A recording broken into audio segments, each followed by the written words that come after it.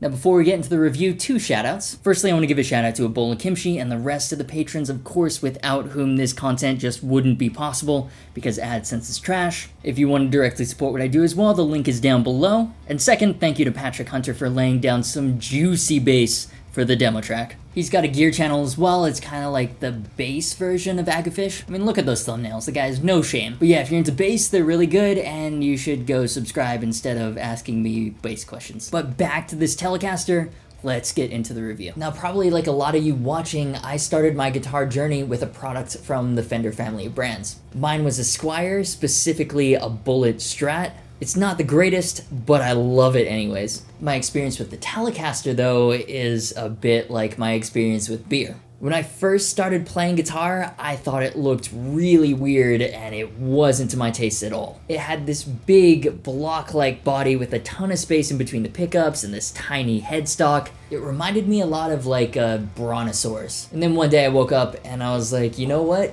Tele's actually kind of cool. And I want one. And so here we are. This is my first Tele, and it's such a cool, timeless guitar. For specs, we've got an alder body, a 22 fret maple fingerboard, and a bolt-on maple neck. It has the Fender standard 25.5-inch scale length, and the one that I have here is in gloss polar white. Though it also comes in black, 3-color sunburst, butterscotch, sonic red, and tide pool, most with your choice of either maple or Palfaro fingerboards. Absolutely zero surprises here. It's about as classic as they come. I went with polar white and a maple board because I love the color combination and the feel of a maple fretboard, Plus, with the slightly off-white plastic pickguard that will yellow with age, it looks subjectively amazing. But this is not a buy it and then lock it into a case kind of guitar. This guitar is meant to be played. It is, after all, in the name. This is the Player Series Telecaster. The neck is a really comfortable modern C shape. I'm no Fender expert, but in my admittedly very limited experience, if you've ever picked up a standard non-specialty production Fender or Squier in the last few years, you know what kind of neck you're getting here. And don't get me wrong, that's not a bad thing. It's predictable and therefore reliable and familiar. Now, the fretwork is one area where this guitar really impressed me. A lot of guitars under $1,000, the frets can be a little dull, maybe not perfectly level, a sharp end here or there. But with this Tele, absolutely no problems with the medium jumbo frets whatsoever. They're smooth and well polished. I had to double check the spec sheet to make sure they weren't stainless steel because they look and feel a bit like it. On a personal note, I love how curved the fingerboard is. I've been playing a lot of quote-unquote modern guitars lately, which tend to have flatter fingerboards, which is one of my guitar pet peeves, and coming back to the traditional Fender 9.5-inch radius is so satisfying. Especially with the gloss urethane on top of the fingerboard and a satin finish on the back of the neck, it is a very, very quick feeling guitar. If I were to change one thing about playability though, I would have preferred to have the same slight carved neck joint that you'd find on the Jim Root Tele. It's a small difference, but it feels more comfortable to me for accessing the upper frets. As it is, the big box fits in with the traditional motif of this Tele, and since Fenders are so modular, it makes it more compatible for a Partscaster project. But it still seems like a missed opportunity for a guitar geared towards maximum playability. Out of the box, there was quite a bit of fret buzz on the low E, but nothing major that a proper setup couldn't fix. Now, for hardware and components, you're not going to find any premium aftermarket names here, but that's not a complaint. Fender is focused on getting as much performance out of the Player Tele as possible, while at the same time it made sure not to include any unnecessary costs to keep the price down for the consumer. The tuners, nothing special, but also no complaints, no jumpiness, and also a good turn resistance to them.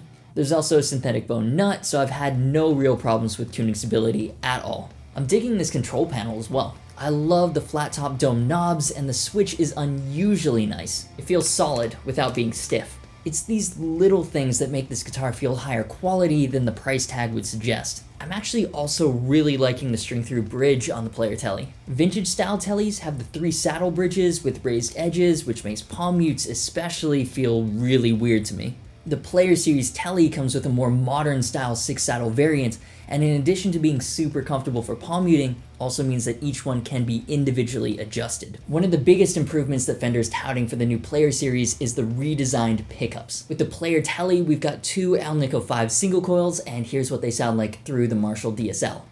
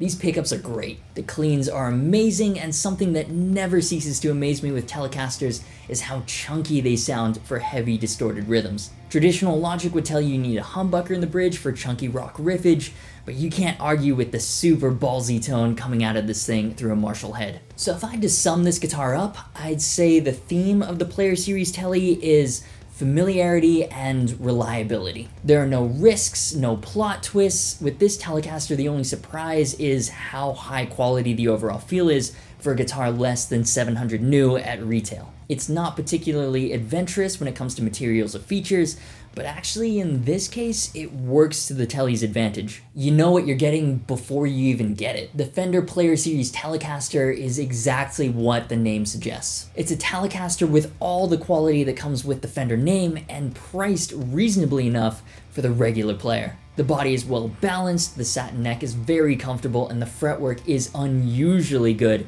for a guitar with an MSRP of under $1,000 US. I mean, from what I've seen in general, the Player Series is just great. It's really got something for everyone, so even if you're not into the standard Telecaster, you're more into a double humbucker Telecaster, a Stratocaster, or even a Jaguar, Fender has you covered. I do wish it had a carved neck joint and maybe a gig bag, but these are more wishful suggestions than actual complaints. TLDR, love the feel, love the tone. This is a great pick for my first ever Fender. So if you enjoyed this video, do me a favor and hit the like button. These are of course just my opinions and I'd love to hear yours, so leave them in the comments and be sure to subscribe if you haven't already. You can also turn on notifications, otherwise YouTube might not let you know when I upload a new video. If you want to support what I do with the honest reviews or get MP3s and tabs for all the demo tracks, you can check out my Patreon. Links to all the gear used and social media are down below. As always, thanks so much for watching, you've been awesome, and I'll see you for the next video.